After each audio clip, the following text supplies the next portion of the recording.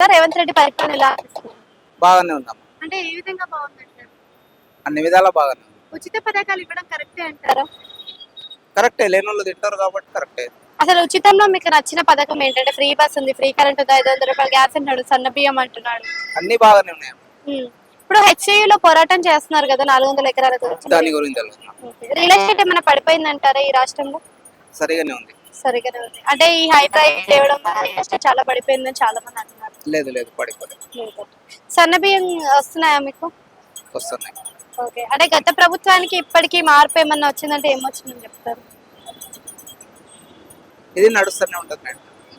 అంటే ఈయన రైతు బంధు ఇవి ఇవి ఇస్తా అన్నాడు కదా రైతుల కోసం, మరి అవేవి అందట్లేదు అని చాలా మంది చెప్తున్నారు. మీరేమో కొన్ని పనులు అయితే లేవు.